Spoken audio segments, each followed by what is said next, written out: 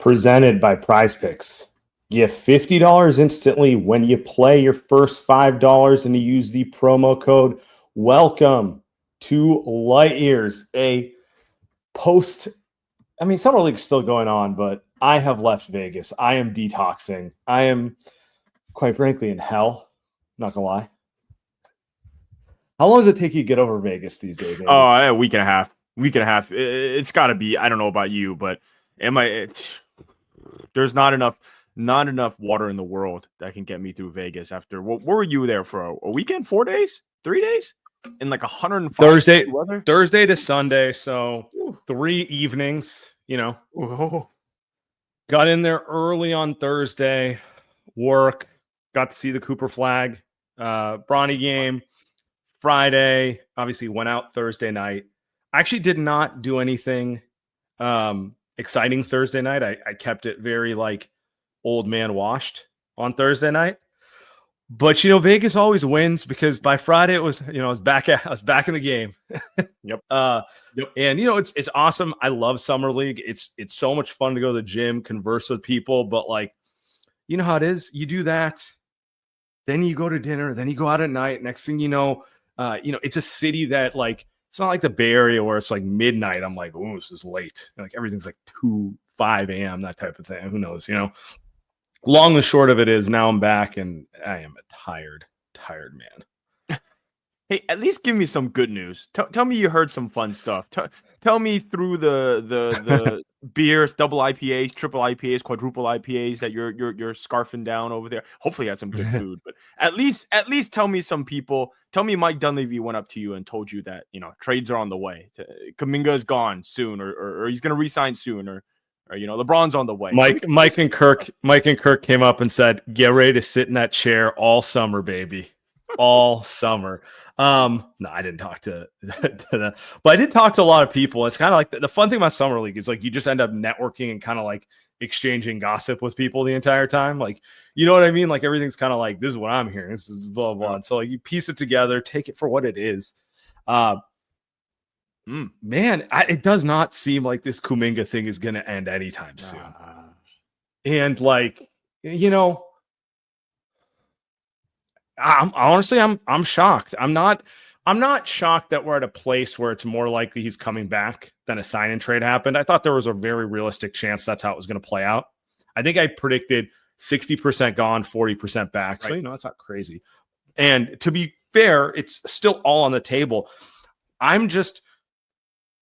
It feels like baseball to me. You know what I mean? It feels like this could drag until September, which is insane with restricted free agency, but it's just it doesn't sound like there has been any movement in any direction on this. And the thing at this point, I'm wondering is he's got to be getting some of the worst advice of all time now.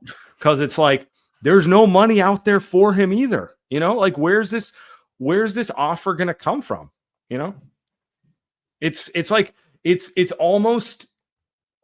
was almost pointless to discuss sign and trades because you can't do a sign and trade if you can't get the guy committed to a number, you kind of got to know the number you're working with before you get to the sign and trade thing. And that's kind of I don't know. For all I know, maybe something changes tomorrow and that sort of thing. But it does seem to me this thing is going to continue to get drawn out because there's been no visible movement. And everyone seems to have the same opinion on it, which is where's his offer coming from? As long as they're going he wants 30 plus million. I don't know. I just don't know. It's a bizarre situation where it feels like he's got some really bad advice dating back to last offseason when they offered him. I don't know. It sounds like he got offered something like 25 a year. I know it was reported up to 30. Let's assume it wasn't. Let's assume it was more 25-ish. It sounded like he got offered what Jabari Smith signed for, 5 years, 130, something like that, right? Do you think this ends with him ending up signing anything near that now? I don't at all. Well, you said something there, and I'm not trying to and you were probably just throwaway line. So I'm not saying that this was that this is what you heard or whatever. But the assumption here is kind of he's looking for 30 million, right? I think that's pretty. I mean, clear. that's been reported. That's like not me. That's not like, breaking Sam talk to his agent type of thing. That's like Shams has put that out there. Slater's put that out there, that sort of thing. I wonder if that's still the case. Sounds like it is. So if we operate under that assumption, I mean, I almost threw up in my mouth when you said that this could drag till September. It's freaking July 14th, Sam. Like, it's July 14th, man. Like, Jesus, September's a month and a half away. This just can't be. And so I guess it goes back to the 30 million number, which is insane because if I had to guess right now, the teams that are willing to sign him, because I'd assume there are teams willing to sign him. They're just he's not. He's talented. There's probably a lot of teams out there who are intrigued by like, right, let's get him into our different lower stakes environment. Maybe we unlock the potential. If I were like a Wizards fan or something, like I would be in. I'd be like, okay. The problem is, like, if I were running that team, I would probably offer him 3 years, 4 years, 4 years, 80 million, 4 years, 85, right? Like that's probably what he's getting looked at on the market. And I mean, by what you're saying and what everyone has reported, like there's no way he would sign that. So that's something that I haven't really thought about is like, okay, like, yeah, the Warriors want to, I think they want to trade him. I think other teams want Kuminga. I do think that. But the third piece that I've really never thought about is like, well, Kuminga just doesn't care. He's just like, or his agent, whatever. And they're just like, I could go to Washington and he could drop 24 points a game on Washington and have the time. And he might end up like, you could make the case like sign a 3-year deal with an opt out after year 2. Now we're in real baseball territory. Now we're in Scott Boras territory. Yeah, to go sign that deal, go to a team where you're going to get the touches you want. And if it, to your point, if you average like 23 and 5 or something, 24, whatever it is, you might just be able to opt out and get the max you wanted anyway. There you go. Like that's kind of the sort of thing. And that's why I keep going back to baseball. It's like, like everyone's talking about like the new CBA is like Adam Silver forcing parity and we're not going to see repeat champions and that sort of thing. And everyone's like comparing it to the NFL.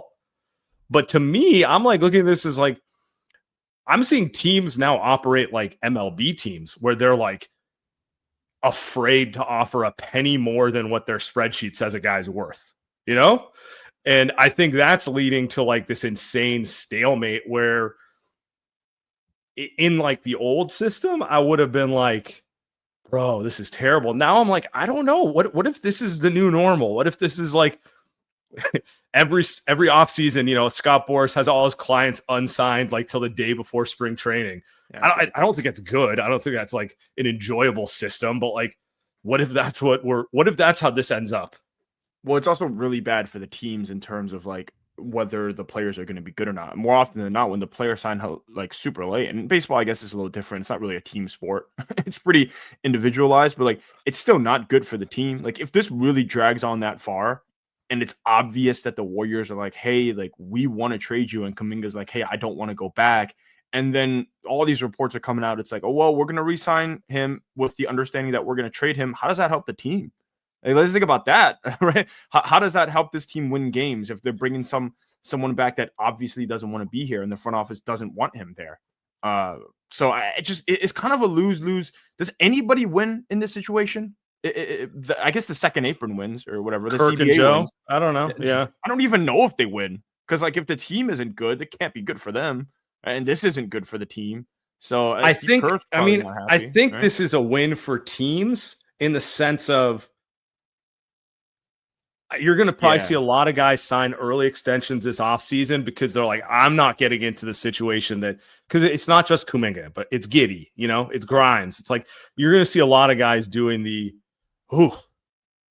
that I don't want to be in that situation. I'm not going to haggle over 1% more if like the offer's on the table to sign early right now, Yep. That's kind of what it feels like it's moving towards. That's why I keep comparing it to MLB where like teams are so like, they're just non-compromising on what they're doing. And it's leading to like more and more players agreeing to sign these early extensions, which is what the teams want, because they get a guy to sign in general. If they get him to sign early, it's more likely to be on their terms. Moses Moody, you think he's upset that he didn't sign, that he signed early? I mean, where is he getting 13 mil right now on the market? I don't know. Is anyone paying him the money that's my point. Yeah. Exactly. Yeah. Like, he's probably looking at this and going like, maybe I end up with the same. Or maybe I don't, but like, peace of mind, it's done. I got taken care of. I'm everything is good. Yeah, no, that's kind of, and so like, that's a backdrop of all of it, because like the other thing that was just constantly repeated at Summer League is like, and this is the other thing that's bizarre. It's Horford, Melton, done deals. I've never known a done deal that actually doesn't get signed. And it's like bizarrely, but it's like been like it's been like 2 weeks now that Horford's a done deal or something like that, right? Like, I know you said it on the last pod. It's like, usually if you don't actually close the sale, the longer it drifts out, the worse it is. Right. But it's like, I haven't seen any, I haven't talked to anyone, I haven't read anything, I haven't seen anything that indicates like, Al's gonna not go to the Warriors, and Melton, honestly, the same thing too. That was the only thing I discovered from Summer League, is like that same type of, he's a lock to go to the Warriors that you keep seeing with Horford. Now everyone's saying the same thing with Melton, which, to be fair, I like, because I love Melton as a player. I want him back. Love it. Yeah, it's great. It's unbelievable. Why isn't it just signed? Sounds like they could offer Al Horford the deal before the Kuminga extension / trade, whatever, or they could do it after. Maybe he's trying to get more money if they do it after, whatever. Hey, look, but everyone's saying that it's done. Fine. The new news, because remember, the Horford stuff came out right when free agency began. So funny. Yeah, that one's legitimate, like 15 days now. Yeah. Every day it's the same report. Melton was brand new. Felt like that was just like a couple of days ago. Thought he was going to the Lakers all this time. But then all of a sudden now he's back. I mean, is he healthy? I don't even know all that stuff. So we'll see. Hopefully he'll be able to play when the season starts. Maybe they got him for the vet min, probably. But if he got him for the vet min, can he just sign right now? Or did they have to unlock some other stuff? So this is, I can actually speak to this. So if Kuminga, if they use the taxpayer mid-level, they're hard capped at the second apron. If they use the full mid-level, they're hard capped at the first apron. If they use either of those mechanisms before they sign Kuminga, they run the risk of not being able to re-sign Kuminga. Then someone throws an offer sheet at him and they just lose him for nothing. So like in a lot of ways, it's not even a want thing. It's just kind of a they need to know what's happening with Kuminga to then understand which exceptions they can use. They have that traded player exception that they got for Kyle Anderson. I don't think they're using it for one of these guys, but in theory, they could use it for either of these guys. But that would hard cap them at one of the aprons, and they need to know what Kuminga's number is, or if he's moved, what the numbers of the guys you're getting back are before they can officially do it. And so it's like, yeah, like this weekend I was marinating on the fact that this might really go on until September at this rate. Like I really maybe now I'm just being a doomer about it, but it's just like, damn, man, this does not seem like until Kuminga, until there's a force of function on the Kuminga situation, it feels like everyone's just gonna be sitting there chilling for a while. Positively though, Denver traded for Jonas Valanciunas, and Valanciunas is not going to be able to go play in Europe. He's going to be forced to play in Denver. That's a good thing for the Warriors. You read tea leaves like that, you're like, well, Horford's not going to go there, right? The Lakers got DeAndre Ayton.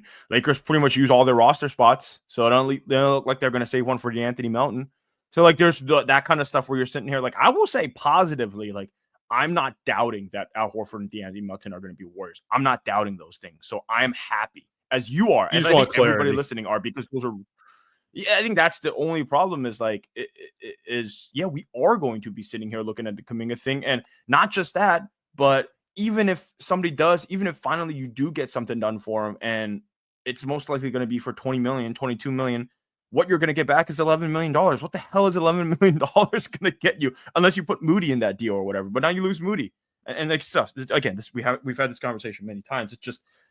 It's brutal. It's brutal because I had it's this just thought. slow, man. It's just I'm so used to like free agency being like a week of craziness, and then it's like, okay, this is our squad next year, minus some random two-way invite. Now it's I had this thought, and this is a really, really sick thought. But I was just thinking about like, Jonathan Kuminga is kind of a good fit with Al Horford on the team. Like D'Anthony Melton does help him. Like they were talking about Steph Curry. And that's shooting. Like Steph Curry is a really good piece off the bench to play with Kuminga. And I'm just sitting here and I'm just like, little this Seth is gonna happen. Pods and Jimmy second unit. Not bad. Shooting, defense, passing, let Kuminga kind of do his thing. I talked myself into it, Sam. It's a long weekend.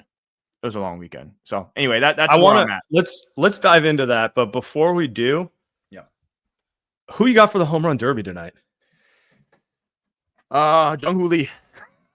I'm kidding, man. I don't know. Obviously, I'm going with the big dumper, Cal Raleigh. Dude, I think it's like his year. It's his year. So it's not as impressive as what Shohei does because let's be real, like nothing is, right? Just being able to like pitch and hit at that high level. But like for a catcher to be bombing almost 40 homers before the All-Star break, like, I mean, it's absurd. I couldn't conceive of a world where a catcher could hit 60 homers in a year and catch like basically every day.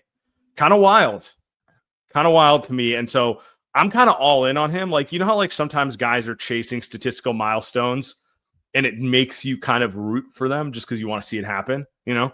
I was never a Russell Westbrook triple-double guy, but like people start getting hyped. It was like, oh, can he actually average it for a whole season?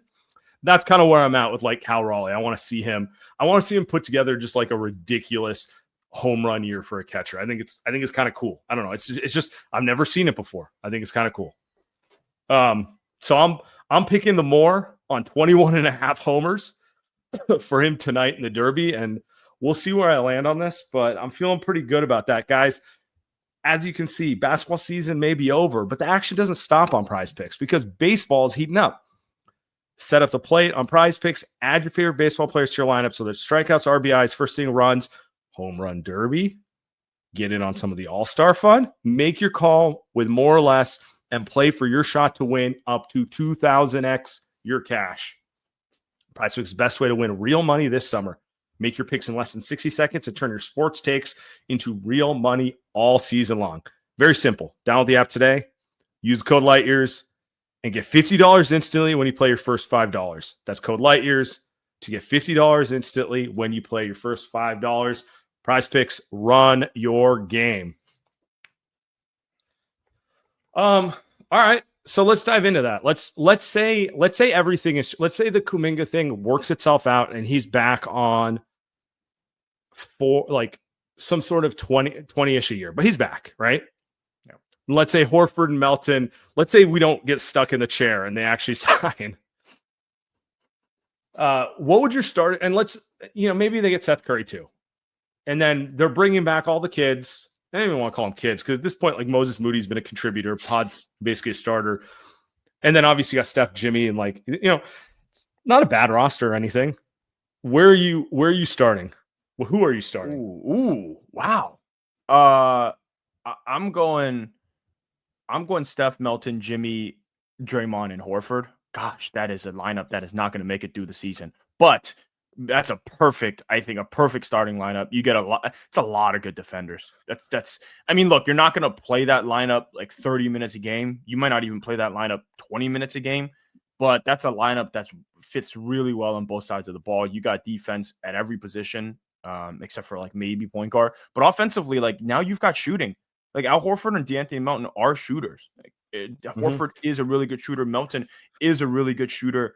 And you've got the only problem with that construction is that you don't really have like a guy that's going to get a bucket because you know how Jimmy is in the regular season. So it is going to be leaning a little Steph heavy. So you can play around with it. Like you could start with Draymond off the bench a little bit and throw Kuminga in there. to kind of give him some touches because Jimmy's going to want to get him the ball. Steph is going to want to get him the ball. So I do think like from a roster construction, lineup construction perspective, like just getting Horford and Melton unlocks so many options, specifically with guys like Draymond and Kuminga. I agree with you. The biggest thing that's helpful about them is like they're just guys who can unlock lineup combinations that were always imperfect last year. Like having a big who can pass and shoot and defend opens up a bunch of stuff. You actually said what I would do. I would start Kuminga and bring Draymond off the bench. I think your best chance at success for Kuminga is with a stretch five who can also defend. Those have been hard to come by. That's why they always end up going with Draymond at the five, which works until everyone's bodies break down, right? Horford allows you to actually play Kuminga at the four, slashing to an open paint on a consistent basis. And then the second thing I would do there is I think it's important that this team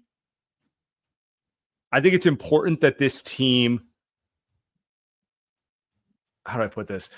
Staggers Draymond and Horford.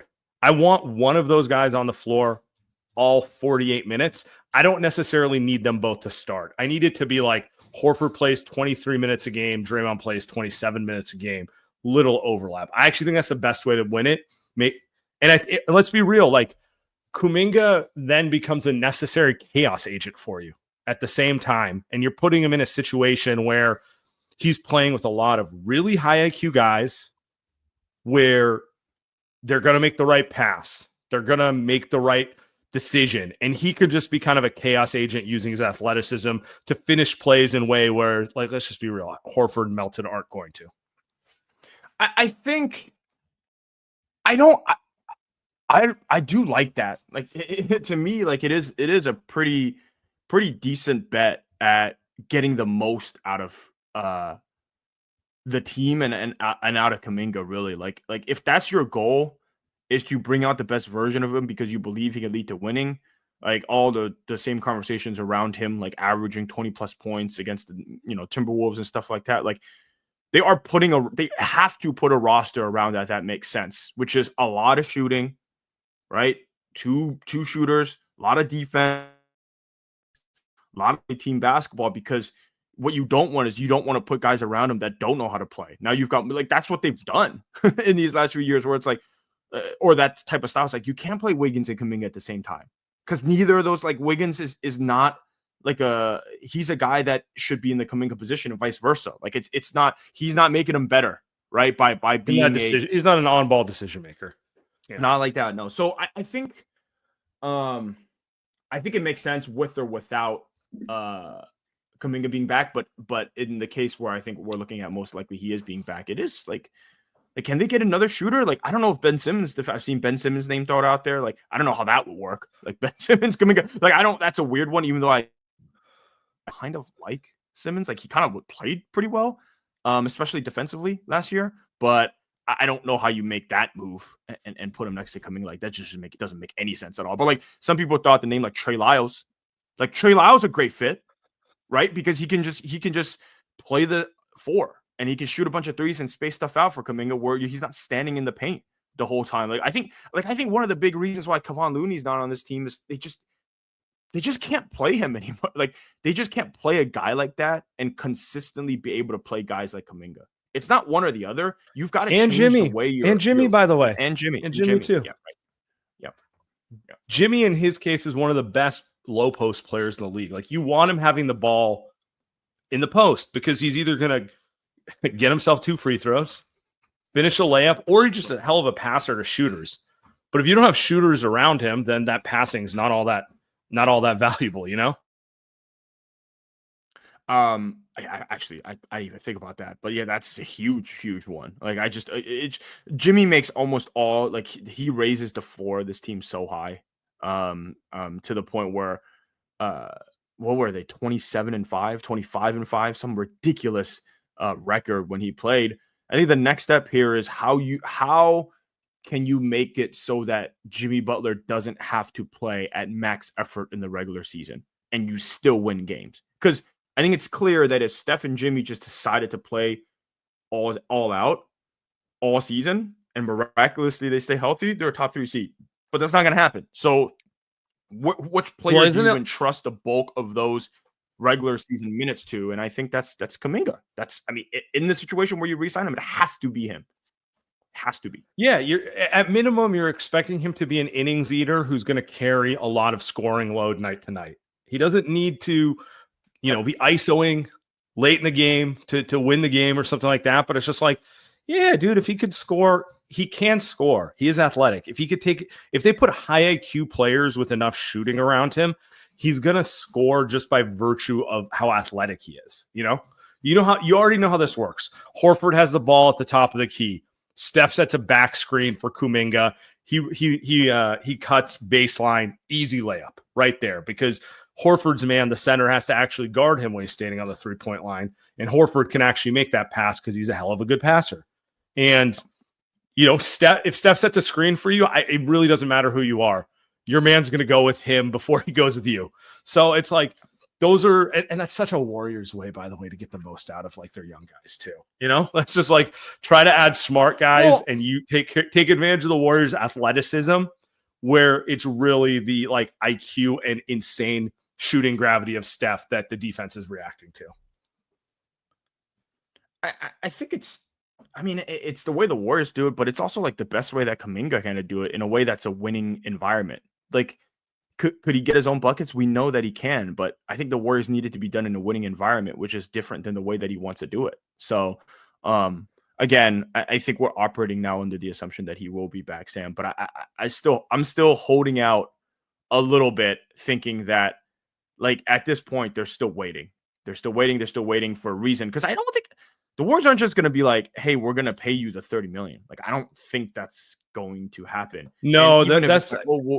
It's not. I mean, it wouldn't make any sense, right? It's just then you're gonna have to spend a pick to get off that contract. That's the other thing, right?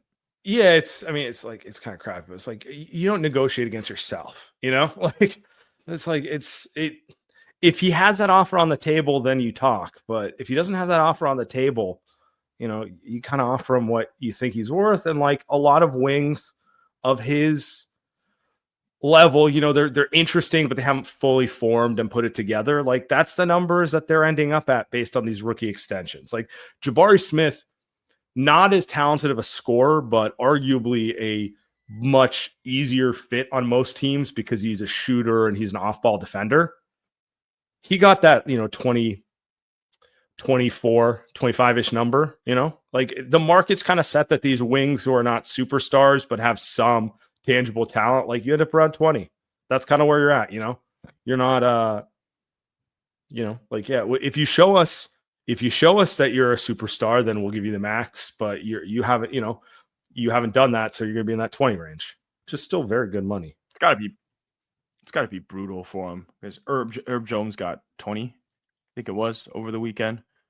Yeah, that was brutal for me. He can't be happy about it. Yeah, right. But Devin Booker got $75 million. Just isn't that kind of like the thing? The gap between the star players and the other guys, like it's just so wide. Like 70, $70 million a game. What is he starting pitcher? Like it's crazy. Those numbers are huge. Let's end on this. Steph. It makes no sense to me. No sense. Steph saying, I have a lot of confidence in our ability to put together a winning team next year. That's all I want.